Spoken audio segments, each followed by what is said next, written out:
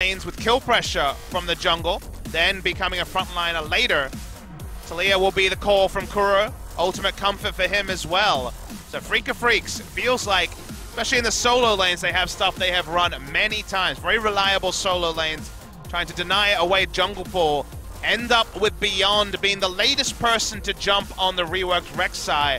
And so far, it has certainly not been a pick for success. Yeah, this doesn't bode well for MVP trying to find their break in the 11-game loss streak that they have for themselves. Freaka looking to set themselves up for their first 2-0 victory and first 2-game series of the summer split. But MVP have brought back some of the favorites, bringing back the Scion, a pick that has been so successful for them in the past. Maybe that'll be the way. The Caitlyn did so much work for Freaka on blue side. This time, Maha gets his hands on it. I feel like the bot lane may be the story. If MVP can power over the Freaka Freaks like Freaka were able to in Game 1, maybe that will open up the map and allow plays to be made. If Freaka Freaks get going in bot lane, I shudder to think what will happen for MVP. Yep, and it's been a while since Max has played Thresh as well, and we know that when he pulls out a pick that he hasn't played for a while, things will get exciting. It's heating up on Summoner's Rift here for Game 2. Let's get into it.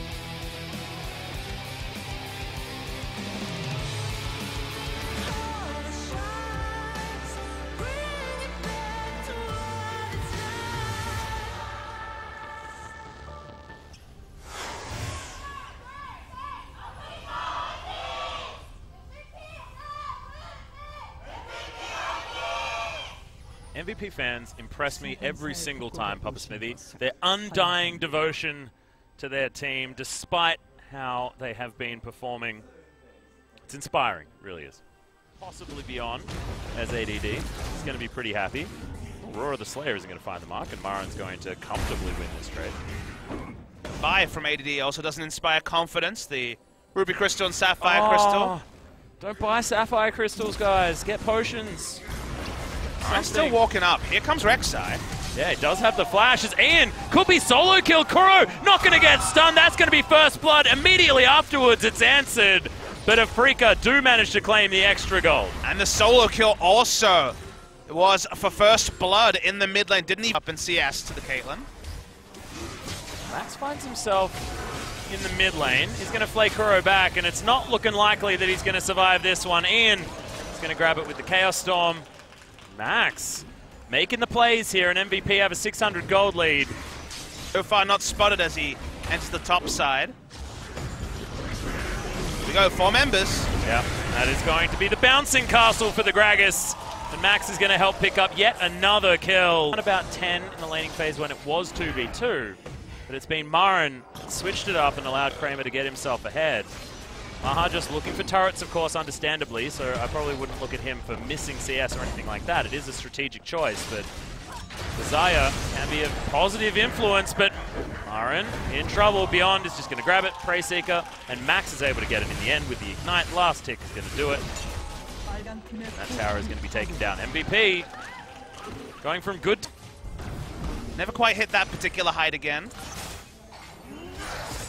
As far as silly. Oh, being engaged. Yeah, massive engage. Weaver's wall comes down as well to try and split this one up. Spirit makes his way in. There's the flash kick, but I don't know whether it's exactly what they want. MaRin is going to fall down, understandably as well, because he's a pretty squishy tank. MVP, they're able to make it a 1-for-0 as the Freaka Freaks desperately tried to start something in their favor. Flat out could not do it. They didn't have the item timings to make a play like that. MaRin is super squishy to the Victor damage. I'll be there. Yep, there's a lot of traps there as well, as Maha has put those ones down. Hook is going to land from Max, set this one up as the quickness does come in. Great grand entrance as Beyond does take down Spirit, but can they answer? Tucson gets the heal from his AD carry, but it's not enough. Ian not even punished. They grab the dragon, and that's 7-1 now for MVP. Looking to try and put that first win on the board the best way they possibly can. Gold still way closer than you'd expect it to be as Kuro looking to try and take down ADD, but he's pretty tanky. And it still is the battle of those streaks, Atlas. The lowlights for both teams. The 11-0 losing streak for MVP. And potentially a Freaka Freaks not having a 3-game series. MaRin walks up. He ults. It's only 2 members here for Freaka. Here's a third. Yep, Kuro comes in, but good trap. Means that he can't press any further. Maha will escape. It is amazing, the pendulums that Afrika have been able to swing. 2 perfect game 1s into game 2 losses, always 3 games. Why are they walking up with no Gragas, no vision of the brush? It's just an Infernal Drake. They can afford to give up a single Infernal and just funnel gold onto Gragas. They end up contesting a Drake they were never going to get. They didn't have information. Like Ian's build here, got himself the Luden's Echo. Much damage as possible. Explosive cast flying in once again. The hook is going to go wide, and Kramer's looking to try and grab some damage on this outer turret in the mid lane. Okay, Beyond could be in trouble. Does get the knock-up as Chaos Storm comes in from Ian. Beyond is going to be taken down, but can they get anything more with the softened up members? As ADD, the train is going to crash right into Spirit. He makes it a 1-for-1. The setup looked really nice from Afrika. I thought they were going to focus on the turret. With Beyond being caught in the middle, it ends up overall. And try and grab this Baron, it goes down low. And thankfully for MVP, they are able to tank it up pretty effectively without worrying too much. Beyond pretty tanky right now. But they just tank it up and completely disengage. Well, Tucson's actually looked for Maha. They are going to be able to finish him off. Kramer grabs that kill. Weaver's Wall traps both of the tanky members in here. And that's another phenomenal seismic shove. Max falls down. Grand Entrance looks for ADD, but it's going to be the Rakan falling. MaRin's just off to the side. That was basically a 4v5 the entire time. As MaRin now finds his way forward. Time for the turret to go down. He's happy to back away. It was a super seismic shove because the explosive cast was thrown in as well. That was his only contribution to the fight. Like you mentioned, Atlas, very nice stuff from Afrika, but kind of crazy than the last 10 minutes. The only assertive move that was successful was pulled up from Afrika, even though MVP had complete run of the game for the first 30 or so minutes. Yep, this just seems like the MVP mid-game that has been the bane of their existence. Too scared to make a play, to make things happen. And they've just let the game fall away from them. It's only 200 gold now, the lead, when they were ahead by about 5,000 minutes earlier. We're going to see the replay on the engage. Maha walks up to hit the control ward, which doesn't seem necessary when Tucson has so much engage on the Rakan. He dies just for 2 shots on a control ward. That wasn't really going to affect the game whatsoever with where it was positioned. There was that explosive cast confirming the kill on the Thresh. First the seismic shove, then also the cask O-laner. This time they're grouping with him. Gragas teleporting in. Yeah. Health bars are pretty healthy on Afrika's side. Well, Hook is going to land onto Spirit, so that's not going to be there for when this Baron is going to fall down.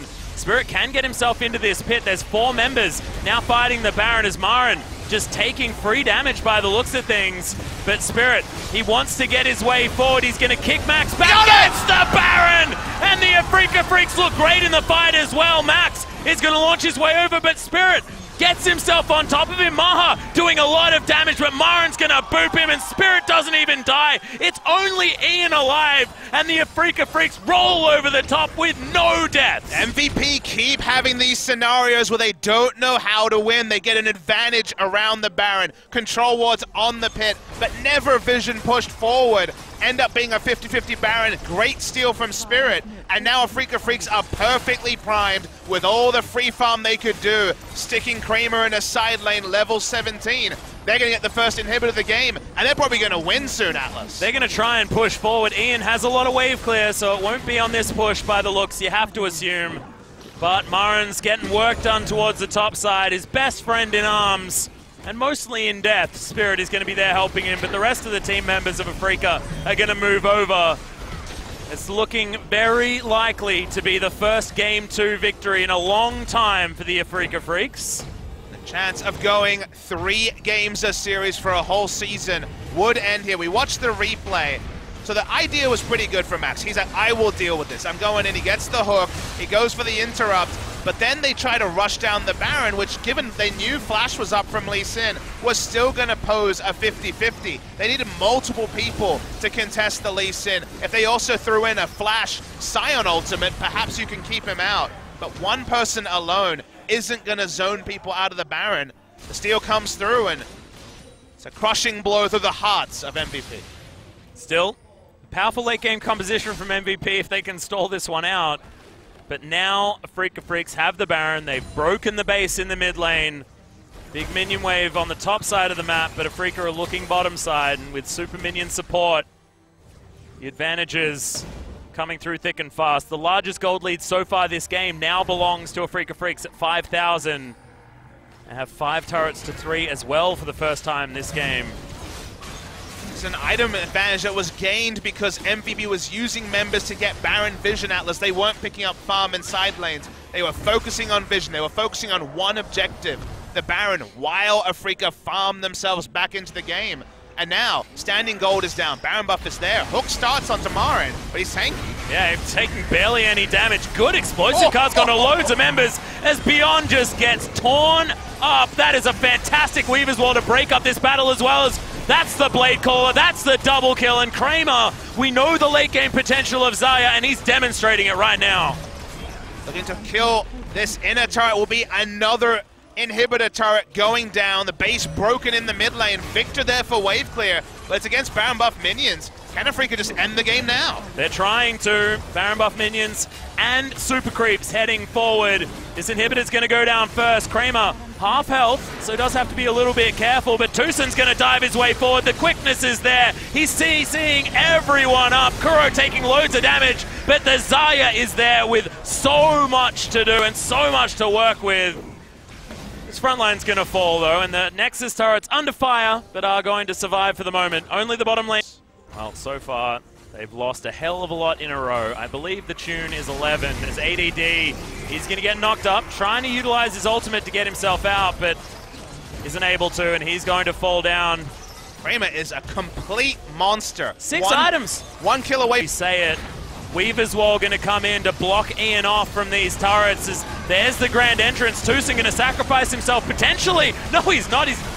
Kuro's just going to grab the kill. Maha's going to be smacked back by Spirit, and the Nexus turrets fall. Afrika are going to achieve their first 2-0 for the summer split. And MVP, 12 losses in a row. It's a disaster as they claim the bottom place here in LCK Summer. It was so close for MVP they could taste it. This was going to be the time against weaker opposition in their strong game against SKT. With the run of the map, they had the control wards on the Baron. A Baron may have been the snowball to end this game for MVP, but Afrika Freaks, they stayed dogged. They kept assigning different people. They got double scrying orbs on their mid laner and also on their AD carry. They kept getting in vision. They never gave away the free Baron that MVP probably thought they had earned. And then when the Baron finally came low, Spirit came in, crushed hearts, broken dreams, and MVP